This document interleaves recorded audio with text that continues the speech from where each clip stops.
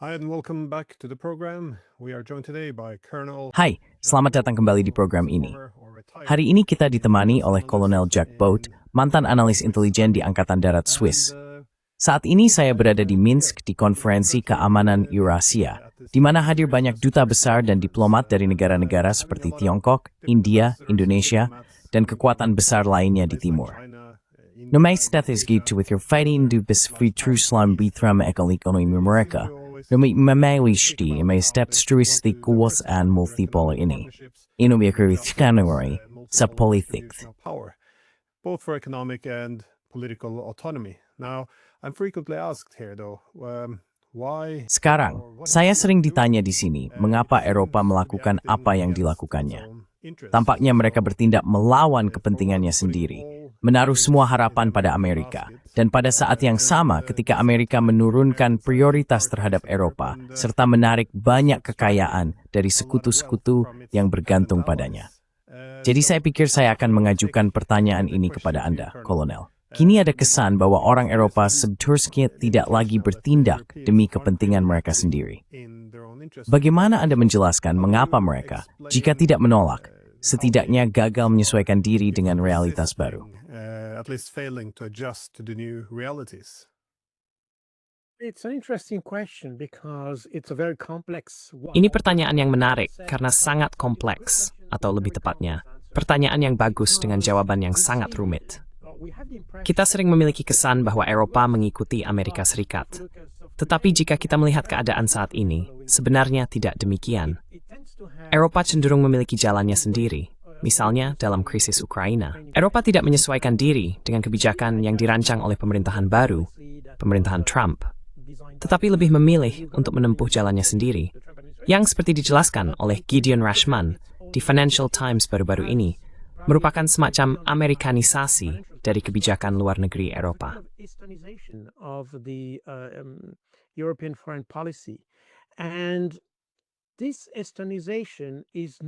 Dan Amerikanisasi ini bukanlah hal yang sepenuhnya baru.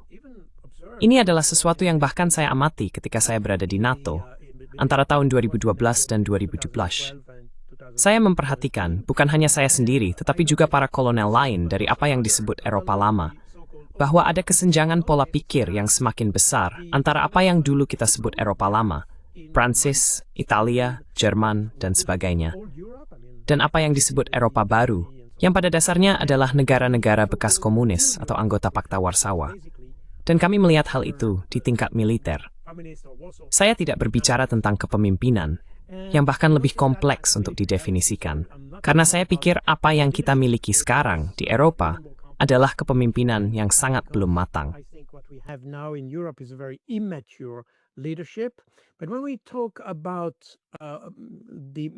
Namun, ketika kita berbicara tentang kepemimpinan militer, secara umum dapat dikatakan bahwa ia lebih matang dibandingkan dengan kepemimpinan politik. Dalam konteks ini, saya pikir militer melihat adanya daya tarik yang kuat, katakanlah, dari bagian timur Eropa untuk menyelaraskan diri dengan agenda Amerika Serikat. Itu satu aspek. Aspek lainnya adalah Eropa tidak pernah maksud saya, Uni Eropa, sebagaimana muncul dari Traktat Maastricht dan dinamika yang mengikutinya, benar-benar berhasil mendefinisikan identitasnya. Uni Eropa lahir dari sebuah organisasi ekonomi atau multilateral, jika boleh dikatakan demikian, yang dimaksudkan untuk menyelesaikan masalah ekonomi, serta memfasilitasi perdagangan dan hubungan antar negara.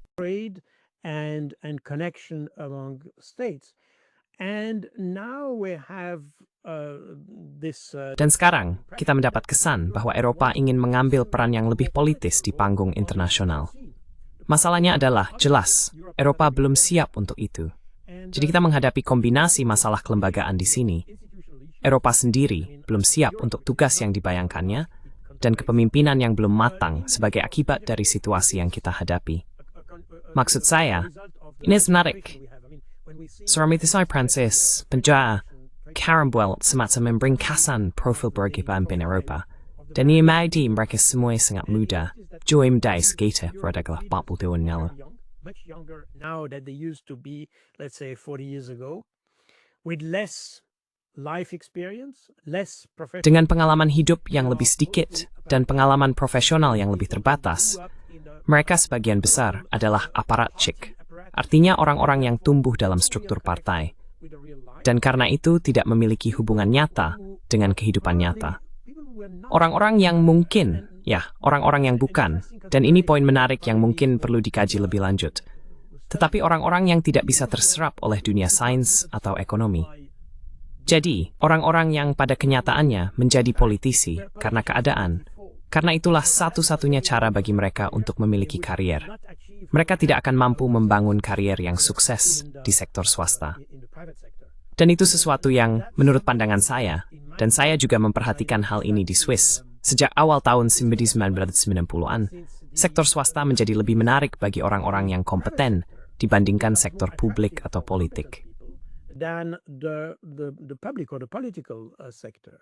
And today you have basically those who... Dan saat ini, pada dasarnya, mereka yang tidak berhasil di bidang lain justru berakhir menjadi politisi. Ini memang agak skematis sebagai pernyataan, tetapi saya pikir hal itu menggambarkan tren nyata di Eropa. Orang-orang dengan keahlian, pengalaman, dan pengetahuan yang lebih sedikit kini memimpin negara kita. Semua itu, jika digabungkan, telah menciptakan Eropa yang sebenarnya tidak tahu kemana arahnya. Dan ketika berbicara tentang isu-isu geopolitik saat ini, seperti Ukraina, atau misalnya Iran, Palestina, atau krisis lainnya, kita memiliki Eropa yang sama sekali pun memberikan tanggapan nyata. Mungkin memberi sejumlah uang, tapi hanya itu Sal. Probably they send some money, but that's all. I mean, there's absolutely no initiatives. Maksud saya, sama sekali tidak ada inisiatif politik untuk menyelesaikan masalah ini. Tidak ada inisiatif diplomatik untuk mencoba mencapai kesepakatan atau hal semacam itu. Jelas sekali bahwa, Anda bisa memiliki keinginan yang sama persis terhadap Iran, misalnya. Fakta bahwa pada tahun 2018, AS menarik diri dari JCPOA seharusnya bisa menjadi peluang luar biasa bagi kebijakan luar negeri Eropa untuk memosisikan dirinya dalam situasi baru tersebut. Namun hal itu tidak terjadi. Dan inilah yang disebut sebagian orang sebagai fasalisasi. Sebagian lagi menyebutnya sebagai penyerahan diri. Saya tidak tahu persis bagaimana mendefinisikannya. Tetapi yang jelas, ini merupakan kurangnya inisiatif. Kurangnya katakanlah, kesadaran diri di Eropa. Let's say self-consciousness that we have in Europe. And it's also very interesting to see that. Dan sangat menarik juga untuk melihat bahwa Eropa sedang menghadapi banyak tantangan, tidak hanya dengan Tiongkok, dengan semikonduktor, industri, dan sebagainya, tetapi juga di bidang lain. Jika Anda membaca, dan itu adalah sebuah komentar yang dibuat, mungkin saya salah, tapi saya pikir oleh Tuan Fico, Perdana Menteri Slovakia, dia mengatakan bahwa ketika mereka mengadakan pertemuan Eropa, topiknya selalu dan semata-mata tentang Rusia. Tampaknya, kebijakan luar negeri mereka hanya berfokus pada satu isu. Mereka hanya menangani satu hal. Dan tentu saja, kita bisa menjelaskan hal itu, karena saya tidak yakin orang seperti Kaja Kallas adalah yang paling cerdas di antara mereka. Tapi itu tidak bisa menjadi satu-satunya penjelasan. Karena meskipun mereka tidak terlalu pintar, seharusnya mereka didukung oleh staf yang mungkin akan mengangkat isu-isu lain untuk diperhatikan. Namun tampaknya, hal itu tidak terjadi. But apparently it's not the case.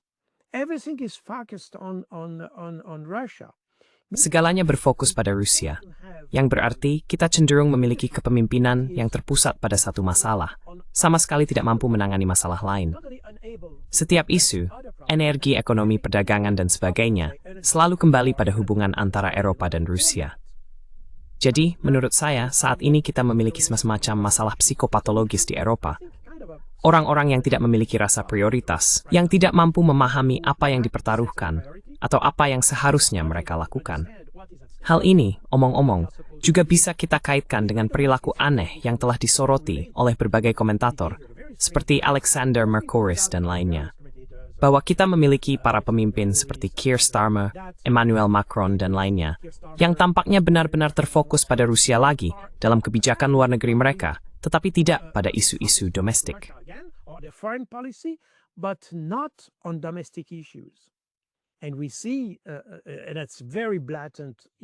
Dan kita melihatnya dengan sangat jelas di Prancis, di mana sedang terjadi krisis serius.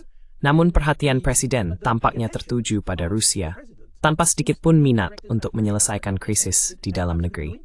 Kita melihat perilaku yang persis sama, tampaknya di tingkat Eropa, yang cukup aneh. Dan hal itu, pada gilirannya, mendorong atau memicu atau bahkan memperlebar kesenjangan yang kita miliki di Eropa antara masyarakat secara umum dan para pemimpin. And the leaderships in the plural form. I mean, leadership of European Union, but also leadership at... Maksud saya kepemimpinan Uni Eropa, tetapi juga kepemimpinan di tingkat nasional. Dan kita melihat setiap hari bahwa ada rasa ketidakpercayaan yang semakin kuat sebenarnya antara lapisan dasar masyarakat dan apa yang disebut lapisan atas masyarakat, yakni kepemimpinan. Dan menurut pandangan saya, hal itu tidak dapat dipertahankan. Ketika kita mengadakan diskusi seperti misalnya tentang aset Rusia yang dibekukan dan hal-hal semacam itu, hal tersebut sama sekali mengabaikan konsekuensi jangka panjang dari keputusan-keputusan tersebut.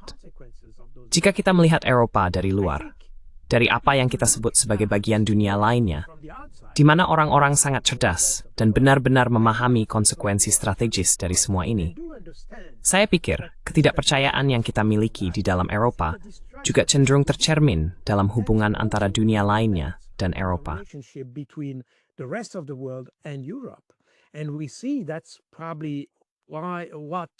Dan kita melihat bahwa hal itu mungkin juga yang meningkatkan minat terhadap struktur multilateral lainnya, seperti BRICS dan lainnya. Meskipun BRICS bukanlah sebuah aliansi, bukan pula organisasi negara-negara yang sepemikiran, titik kesamaan di antara semua anggota BRICS dan kelompok serupa seperti Organisasi Kerjasama Shanghai dan sebagainya adalah, pada kenyataannya, ketidakpercayaan bersama terhadap Barat. Dan jika ditambah dengan fakta bahwa Amerika Serikat di bawah Donald Trump memiliki kebijakan luar negeri yang sulit dipahami karena tampak tidak menentu dan memang tidak menentu, maka semuanya menjadi masuk akal.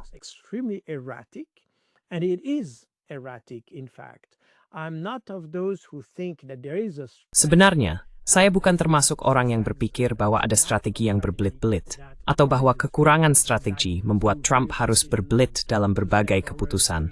1 langkah maju, 3 langkah mundur, dan semacamnya. Saya pikir ini semata-mata karena tidak adanya strategi. Dan hal itu sebenarnya sejalan dengan pengamatan pribadi dan profesional saya. Dulu, terutama 30 atau bahkan 40 tahun yang lalu, saya sangat sering berhubungan dengan pimpinan tertinggi di Eropa, di negara saya, dan di organisasi internasional. Perasaan saya adalah bahwa yang kurang dari Barat bukan hanya rasa akan prioritas, tetapi juga kemampuan untuk mengembangkan strategi yang nyata. Kita ini para taktis. Kita membuat taktik, tetapi kita tidak memiliki strategi. Dan hal itu sangat jelas ketika kita melihat semua krisis yang terjadi saat ini.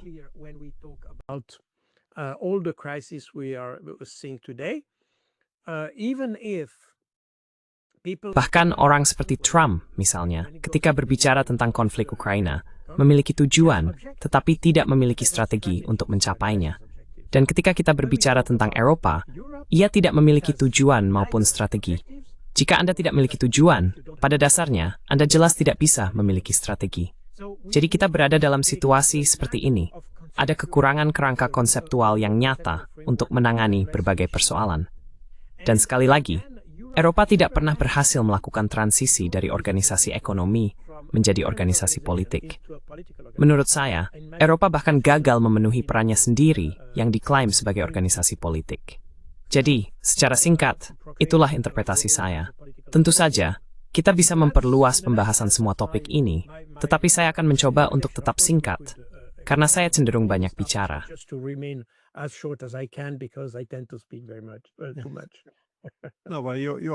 Kamu benar. Ini topik yang sangat besar. Maksud saya, sekarang dunia sedang menjadi multipolar dalam konteks global. Artinya banyak kekuatan besar yang akan berasal dari luar Barat. Saya ingin melihat adanya strategi untuk Eropa. Di mana kita melihat posisi kita dalam hal ini? Jika ini adalah dunia di mana AS tidak lagi memandang Eropa sebagai prioritas utamanya, yang memang tidak, maka apa peran Eropa dalam hal ini? Dan bagaimana kita mencapainya? Saat ini, saya tidak mendengar ada sesuatu yang dijelaskan dengan jelas. Dan di luar itu, tidak ada yang benar-benar masuk akal. Jika kamu berpikir AS akan menarik diri, kamu pasti ingin melakukan diversifikasi. Jadi mengapa kita menyita aset-aset Tiongkok? Mengapa kita memberlakukan sanksi balik secara tiba-tiba? Mengapa kita mengancam India dengan sanksi sekunder? Mengapa kita mengambil dana kedaulatan Rusia?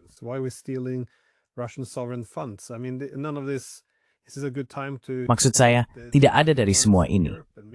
Ini adalah waktu yang tepat untuk mempertahankan garis pemisah di Eropa dan mempersenjatainya. Saya hanya ingin bertanya, apakah tujuannya untuk menjaga agar Amerika tetap berada di Eropa, atau agar Eropa belajar menjadi lebih mandiri tanpa AS?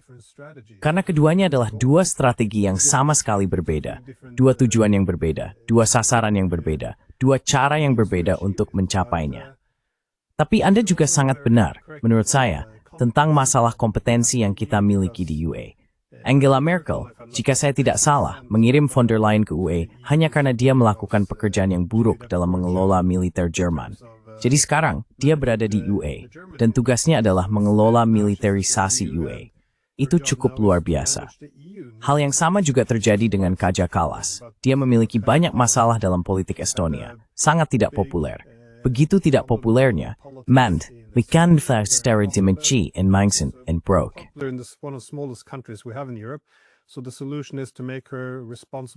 Jadi solusinya adalah menjadikannya bertanggung jawab atas kebijakan luar negeri untuk seluruh blok. Maksud saya, ini bukan meritokrasi. Maaf, meritokrasi adalah ketika orang-orang terbaik naik ke puncak. Tapi sekarang, terlihat ada kepanikan yang muncul di dalam Uni Eropa. Karena hanya dalam seminggu terakhir, banyak hal yang semakin memanas. Saya memikirkan tentang keruntuhan di Ukraina. Sekali lagi, kita tidak memiliki strategi tentang kemana kita ingin pergi. Yang kita tahu hanyalah bahwa kita tidak boleh membiarkan Rusia berhasil. Namun sekarang, seperti yang bisa diduga, keadaan bagi Ukraina semakin memburuk. Dan tiba-tiba kita melihat Prancis berbicara tentang ngirim pasukan ke sana. Kita seharusnya menyita atau mengambil dana kedaulatan Rusia agar bisa membiayai Ukraina. Seolah-olah kita tidak bisa melakukan diskusi kritis tentang konsekuensi dari hal ini, karena takut akan merusak legitimasi atau kohesi internal. Ada terlihat kepanikan Islam show.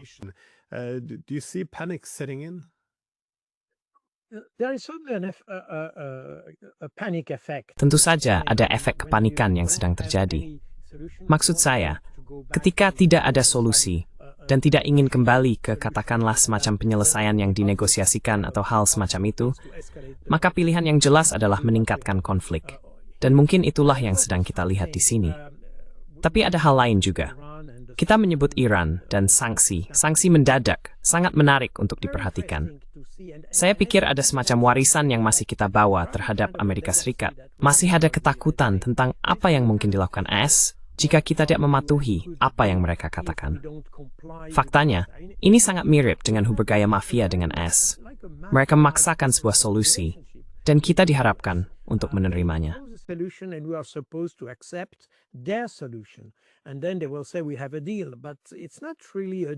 Lalu mereka akan berkata, kita sudah mencapai kesepakatan. Tapi sebenarnya itu bukan kesepakatan. Itu kesepakatan yang dipaksakan.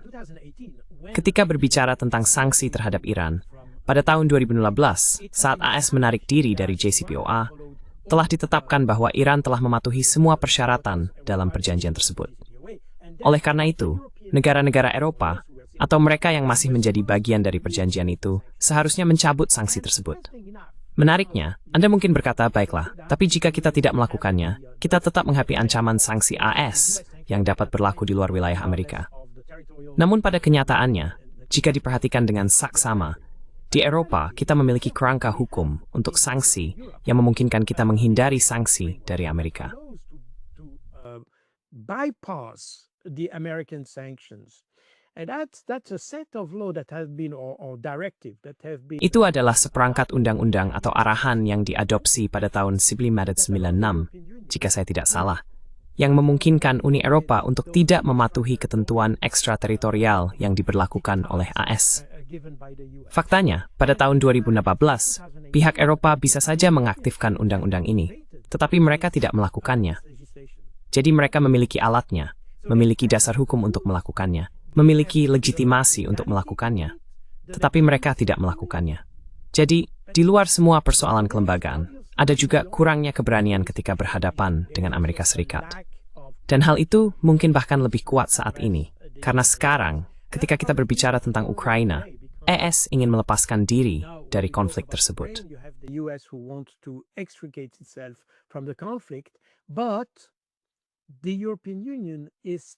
Namun, Uni Eropa masih bersedia menjaga keterlibatan AS di Eropa, baik secara militer maupun dalam hal keamanan. Dan karena alasan itu, mereka cenderung memainkan permainan ganda. Masalahnya adalah, dan tentu saja, saya berasal dari Swiss, jadi cara berpikir saya dipengaruhi oleh hal itu. Tetapi ketika menyangkut Ukraina, saya tidak mengerti mengapa Eropa dan juga Swiss, karena hal itu juga berlaku pada kasus aneh netralitas Swiss, memilih jalan ini.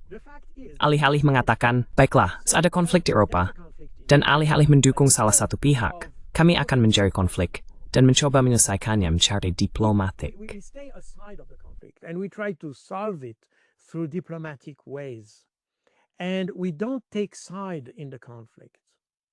Dan kami tidak memihak dalam konflik tersebut. Terlepas dari apa yang Anda pikirkan tentang Vladimir Putin atau Rusia, mereka mungkin salah, mereka mungkin benar. Itu bukan masalahnya.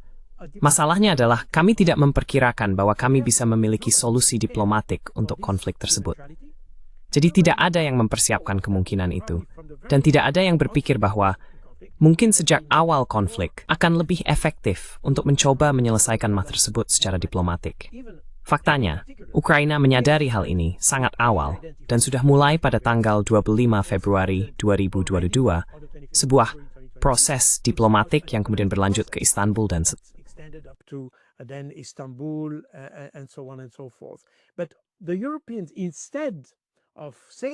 Namun, orang-orang Eropa alih-alih memanfaatkan kesempatan dari Zelensky dan berkata, baik, kami akan mendukungmu dalam mencari solusi politik.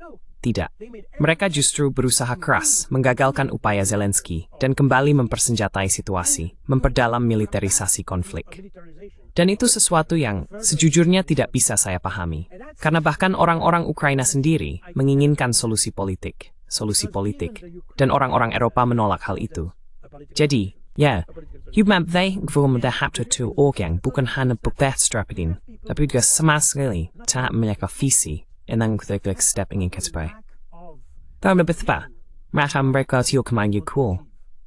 Or better said, they don't want to have an appease. And by the way, that's exactly what Ursula von der Leyen said.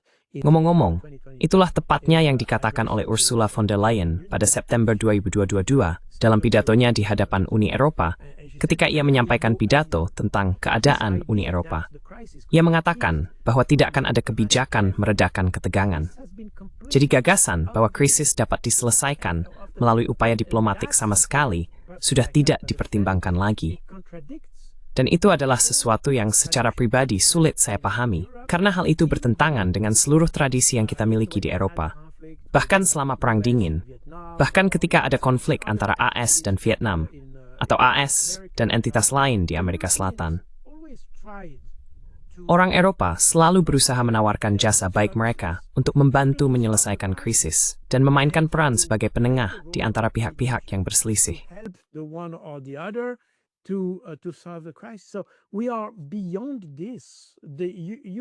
Jadi kita sudah melampaui hal ini. Eropa telah menjadi lebih agresif dibandingkan bahkan dengan AS sampai batas tertentu. Dan itu adalah sesuatu yang tidak bisa saya pahami, terutama karena Eropa lebih rentan dibandingkan AS terhadap konsekuensinya. Kita sudah melihat hal itu dengan Suriah misalnya. Kita mendukung pemberontakan melawan Bashar al-Assad. Baiklah, tidak masalah. Tetapi konsekuensinya adalah kita menerima para penentang Bashar al-Assad ke negara kita sebagai migran dan sebagainya. Dan hari ini, Anda bisa melihat hasilnya di Swedia dan negara-negara lain. Maksud saya, ini telah menjadi masalah sosial yang nyata karena kita tidak pernah memperkirakan konsekuensinya. Alih-alih mencoba menengahi antara pihak-pihak yang bertikai, kita justru memihak salah satunya, dan kita tidak siap untuk itu.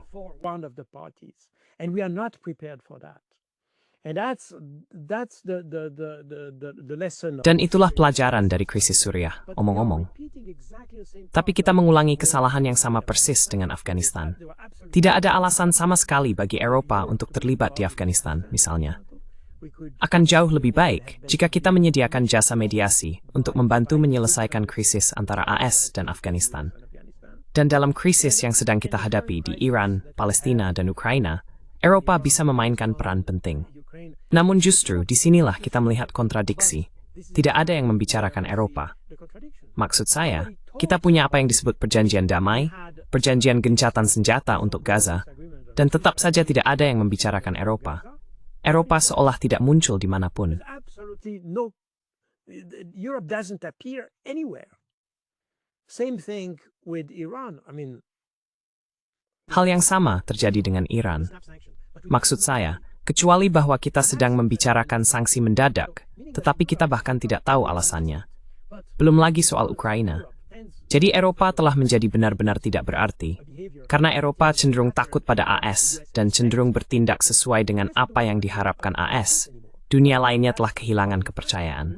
Dan itulah sebabnya sebenarnya kita sekarang sedang memicu terbentuknya dunia alternatif. Bisa dibilang, dunia kemampuan dan kapasitas yang tidak dimiliki Barat, hingga setelah serang dunia tua. Faktanya, Barat membutuhkan lokomotif Meissner. a locomotive to develop itself. That's what the US were just after World War II. Itulah yang dilakukan Amerika Serikat tepat setelah Perang Dunia II untuk memungkinkan perkembangan dunia Barat dengan beberapa keberhasilan.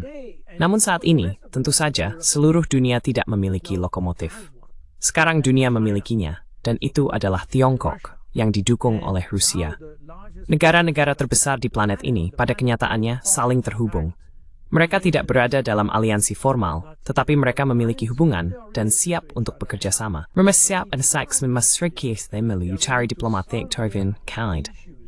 Yang mereka kita menyaksikan dunia alternatif di planet ini. Meaning that we have the construction of an alternative world on this planet. And that's what the West has not understood. Dan itulah yang belum dipahami oleh Barat. Jika kita terus berjalan seperti ini, kita akan melihat dunia lainnya semakin menjauh dari kita. Dan pada akhirnya, kitalah yang akan terisolasi. Hal itu mungkin akan terjadi lebih cepat dari yang kita bayangkan. Karena jika kita berbicara tentang teknologi baru atau yang sedang berkembang, teknologi bersih, di mana negara-negara yang memimpin dalam hal itu? Mereka ada di Asia. Mereka tidak lagi berada di Eropa. Jadi, neem het resultaat, gauw moet vaak spijst voor broos. Nap koewik op chaffen skap pool, drank nog. To the sixth druken is slur we get. A policy of trust with the rest of the world. Hungarian foreign minister. Menteri Luar Negeri Hungaria berada di sini kemarin, memberikan pidato, dan ia memperingatkan bahwa ada krisis di Eropa, krisis rasionalitas dan akal sehat. Ia kurang lebih merangkum apa yang telah Anda katakan, dengan menyoroti gagasan yang sama. Ia bertanya kepada Uni Eropa, mengapa Anda menukar energi murah dengan energi mahal ketika Anda tahu pihak lain dapat mendiversifikasi pasokan mereka, tetapi kita tidak benar-benar dapat mendiversifikasi impor kita? Dan tidak ada jawaban untuk itu. Hal ini menunjukkan bahwa tidak banyak pemikiran di balik keputusan-keputusan tersebut. Selain itu, jika melihat kembali ke tahun 2014, kita bisa saja berpikir inilah saatnya untuk mengambil langkah mundur dan bertanya pada diri sendiri, mengapa kita harus berkonflik dengan Rusia dalam segala hal?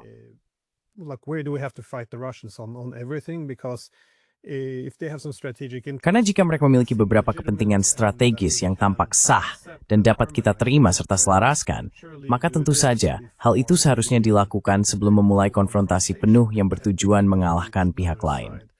Namun tetap saja ada dorongan untuk terus maju. Dan seperti yang Anda sebutkan, hal ini juga terlihat pada tahun 2019. Maksud saya, sebagian besar warga Ukraina dalam pemilihan itu, 73% memilih platform perdamaian. Namun justru pihak Eropa yang terutama membiayai LSM-LSM yang pada dasarnya memperingatkan atau menghalangi Zelensky untuk benar-benar melaksanakan hasil demokratis tersebut. Dan bagi saya itu aneh, karena sekali lagi, jika kita ingin melawan Rusia, baiklah, jika itu tujuannya, maka tentukanlah sasaran yang jelas.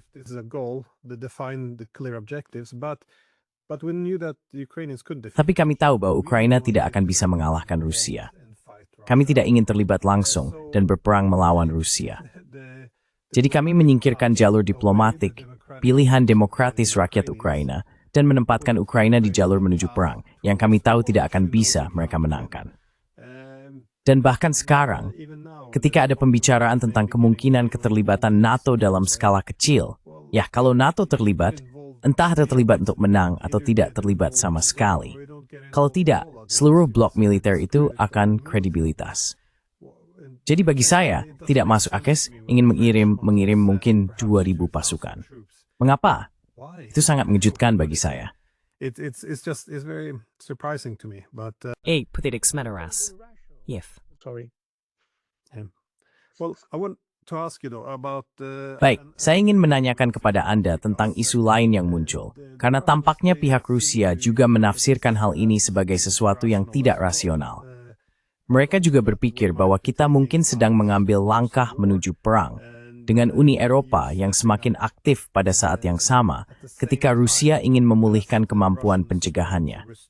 Jadi, Rusia sedang melakukan peningkatan kekuatan, awalnya dengan menambah beberapa Oreshnik dan kendaraan lapis baja. Namun sekarang, ada rudal baru, rudal nuklir Burevestnik. Sebagai seorang kolonel dan perwira intelijen, bagaimana Anda menilai hal ini? Saya tahu Anda sudah pensiun sekarang, tetapi tampaknya analis intelijen kita sendiri tidak memiliki banyak informasi tentang rudal ini. Bagaimana Anda memahaminya, dan mengapa hal ini penting?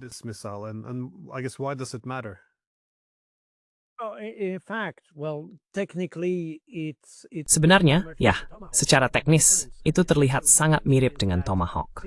Perbedaan utamanya adalah, karena bertenaga nuklir, jangkauannya tidak terbatas.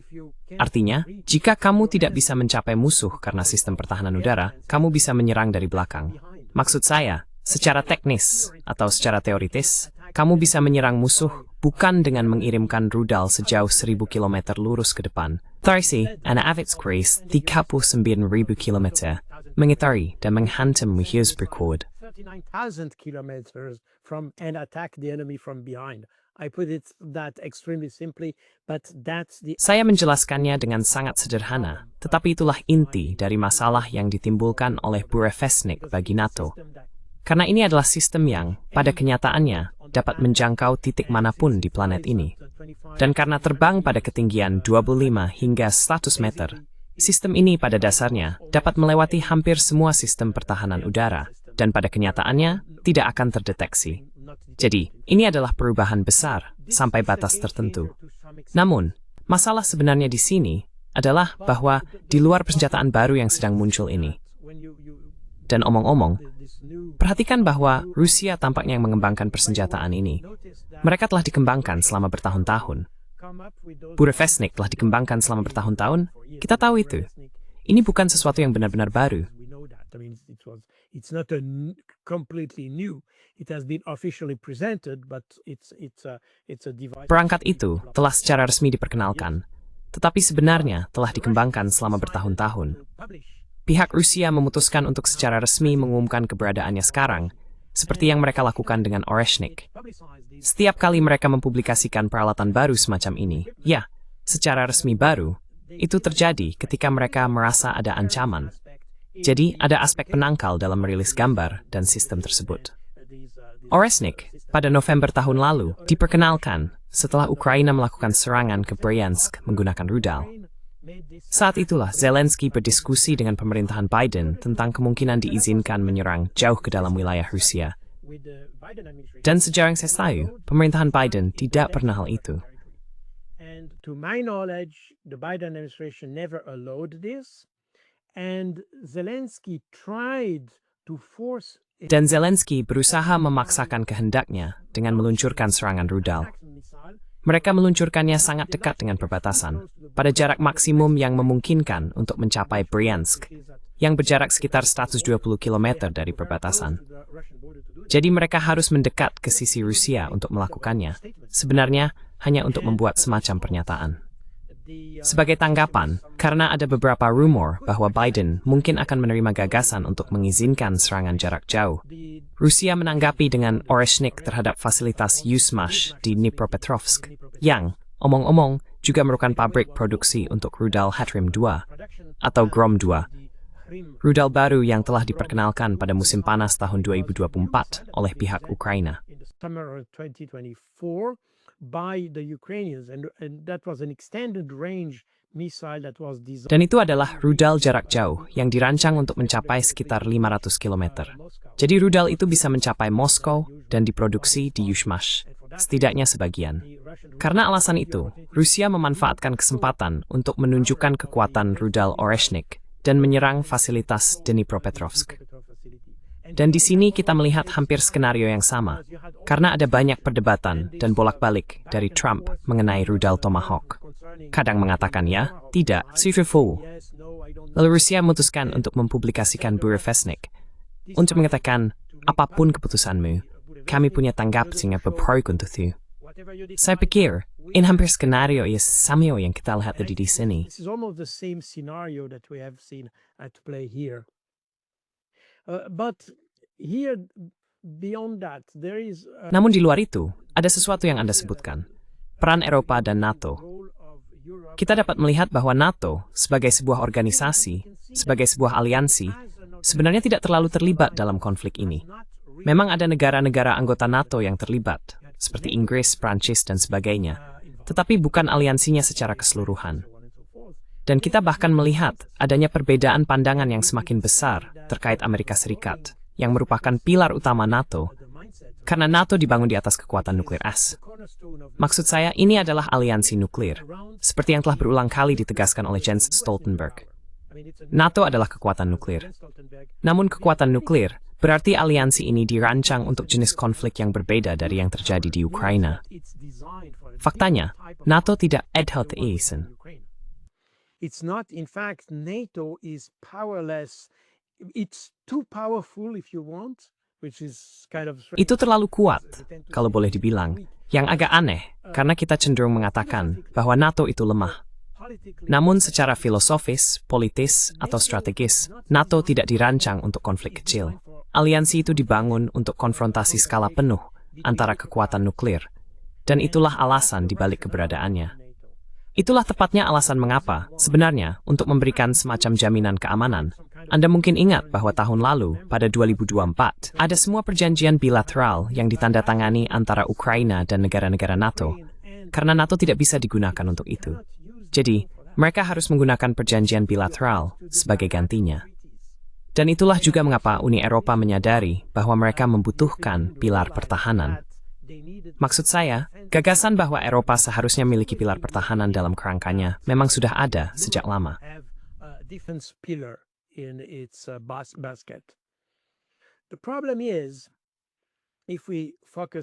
Masalahnya adalah, jika kita fokus pada Eropa saat ini, kebijakan keamanan, baik yang bersifat nasional maupun multilateral, seperti untuk Eropa, selalu didasarkan pada dua pilar utama, kebijakan luar negeri dan kebijakan pertahanan.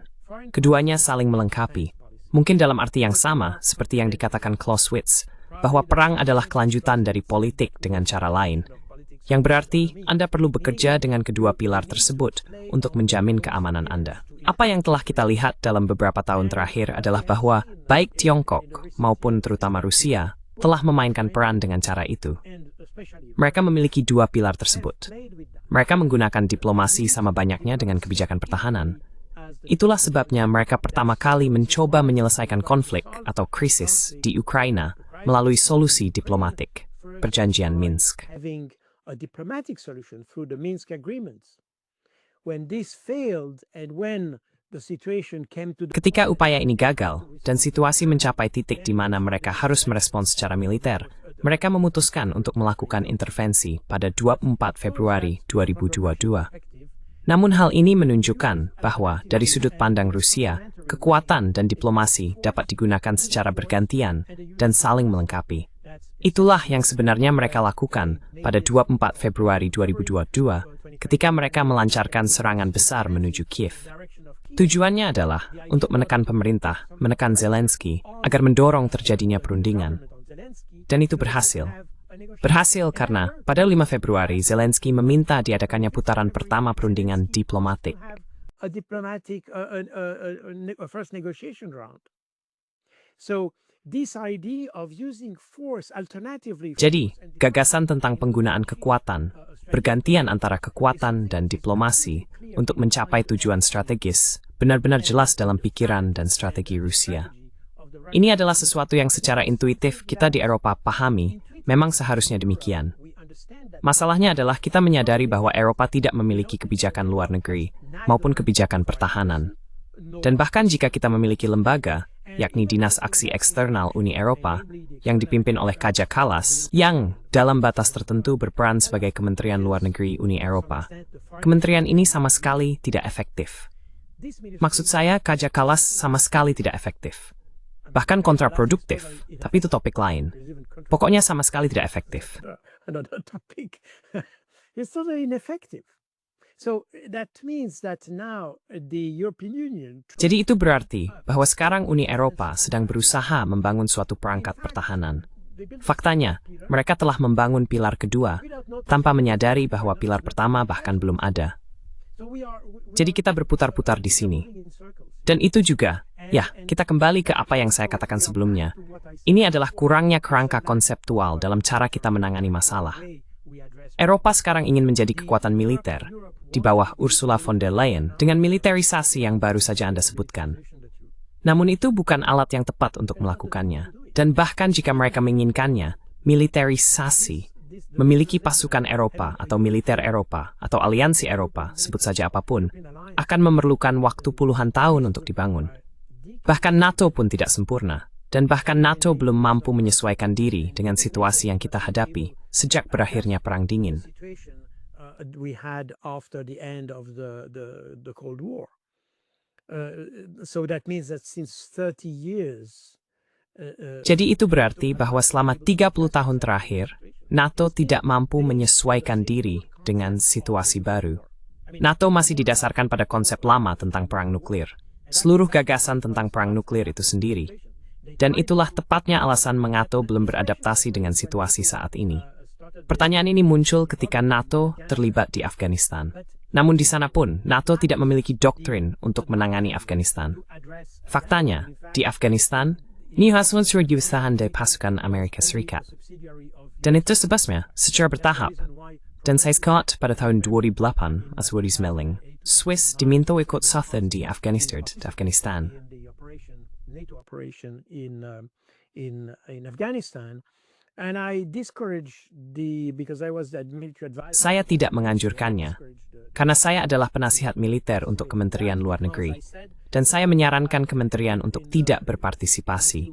Karena saya mengatakan, ya, dalam beberapa bulan, sekitar pemilihan paruh waktu, tidak akan ada lagi komando NATO di Afghanistan. Semuanya akan berada di bawah komando S. Dan itulah yang benar-benar terjadi. Mereka secara bertahap menggabungkan komando, karena NATO tidak dirancang untuk jenis konflik seperti ini. Amerika lebih cocok untuk itu. Dari sudut pandang struktural murni, saya tidak mengatakan mereka lebih berhasil, tetapi mereka lebih siap untuk itu. NATO bagaimanapun sama sekali tidak. Dan karena itu, seharusnya hal ini memicu refleksi di dalam NATO, apa peran aliansi tersebut saat ini. To see what is the role of the alliance today. And this question, I know Dan pertanyaan ini, saya tahu pertanyaan ini diajukan, karena saya mengenal orang-orang di dalam NATO yang sedang mengerjakannya. Namun, hal itu tidak pernah sampai ke tingkat politik. Itu tetap berada di tangan beberapa orang baik, orang-orang yang sangat cerdas, omong-omong, tetapi tetap di tingkat pelaksana, jika boleh dikatakan begitu. Itu tidak pernah sampai ke tingkat politik, karena di tingkat politik, kita mendengar hal yang persis seperti yang dikatakan Mark Rutte dan yang lainnya. Narasi dianggap lebih penting daripada fakta di lapangan. Akibatnya, NATO tetap seperti adanya. Dan hari ini, saya pikir bahkan menyesuaikan NATO dengan realitas pasca Perang Dingin di Eropa akan dianggap sebagai bentuk konsesi kepada Rusia. Jadi akibatnya, tidak ada seorang pun yang tergoda untuk melakukannya. Nobody is even tempted to do that. But I think, and personally I am not against the idea. Tapi saya pikir, dan secara pribadi, saya tidak menentang gagasan memiliki suatu struktur yang menyatukan instrumen pertahanan yang kita miliki di Eropa. Bagaimanapun juga, itulah yang dilakukan oleh sekutu dalam Perang Dunia II. Jika kita mungkin menghadapi ancaman, Saya tidak mengatakan itu akan terjadi besok, dan saya juga tidak tahu dari mana, omong-omong. Saya tidak yakin itu akan datang dari Rusia.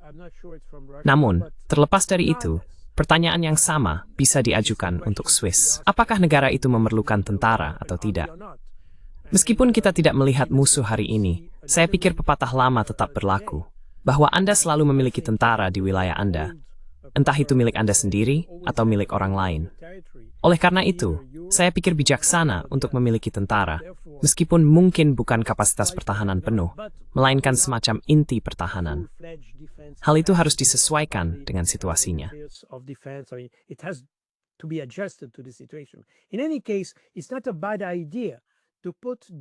Bagaimanapun juga, bukan ide yang buruk untuk menyatukan kekuatan-kekuatan itu guna menciptakan semacam sinergi dan efek dinamis melalui koalisi ini, atau aliansi jika boleh disebut begitu. Masalahnya adalah tujuan dari aliansi tersebut harus jelas, dan struktur komando harus disesuaikan dengan realitas serta ancaman yang diantisipasi. Maksud saya, kita melihat hari ini bahwa NATO, dan mungkin memang baik memiliki semacam pencegahan nuklir. Mengapa tidak? Namun kita juga melihat bahwa NATO tidak dirancang untuk jenis masalah yang kita hadapi di Eropa, yang berarti harus ada sesuatu yang lain, entah sebagai tambahan atau pelengkap bagi NATO untuk menyelesaikan masalah-masalah tersebut.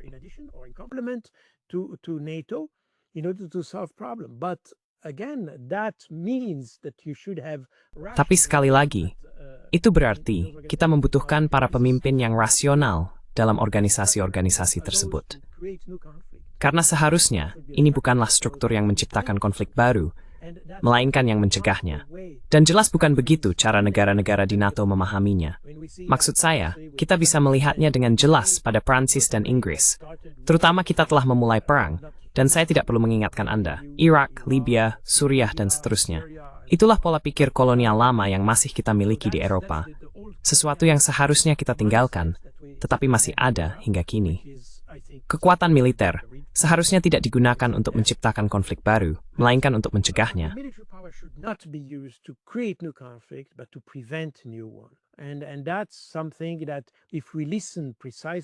Dan itu adalah sesuatu yang, jika kita mendengarkan dengan saksama negara-negara Baltik, misalnya, mereka selalu berusaha memicu ketegangan baru dan mengubah setiap insiden kecil di perbatasan menjadi masalah strategis besar. Maksud saya, ini jelas bukan apa yang saya bayangkan sebagai masa depan keamanan di Eropa. Karena dengan negara-negara tersebut, kita pasti akan berakhir dengan semacam perang atau konflik besar di Eropa. Dan sekali lagi, ketika Rusia masuk ke Ukraina, itu dilakukan untuk menangani masalah spesifik, berupa ancaman terhadap penduduk di Donbas. Itulah alasan dibalik masuknya Rusia ke Ukraina dengan kekuatan militer. Itu bukan untuk memulai perang besar-besaran melawan Barat. Dan seperti yang baru-baru ini dikatakan oleh Kepala Staf Angkatan Udara Prancis, gagasan bahwa tujuannya pada akhirnya adalah mencapai Paris atau semacamnya, itu sama sekali tidak benar.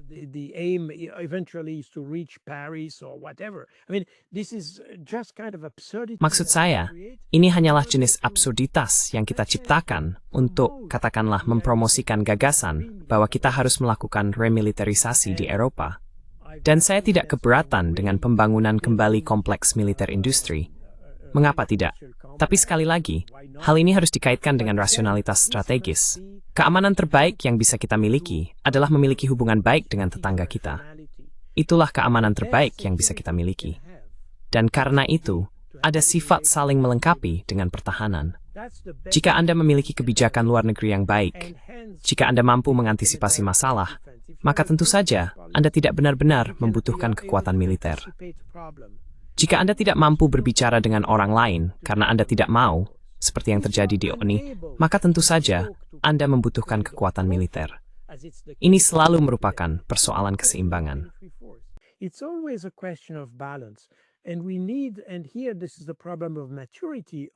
Dan kita perlu, dan inilah masalah kedewasaan dalam kepemimpinan Eropa kita, mereka belum mampu menemukan keseimbangan yang tepat antara dua pilar kebijakan keamanan, kebijakan luar negeri, dan kebijakan pertahanan.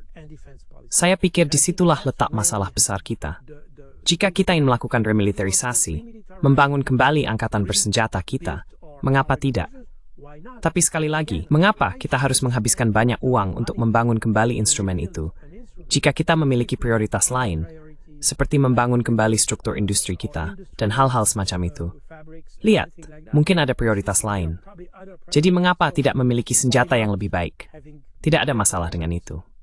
Tapi sekali lagi, semua ini harus dilihat dalam konteks, dipahami dalam kerangka yang rasional. Kita seharusnya memiliki keamanan yang kita butuhkan. So, miss, on a fitness in both hand. We need, not the security we wish to have. It seems to me that the main strength of Menurut saya, kekuatan utama NATO terletak pada efek pencegahannya. Namun, sebagian besar dari efek pencegahan itu didasarkan pada posisinya sebagai aliansi defensif yang mempertahankan status quo.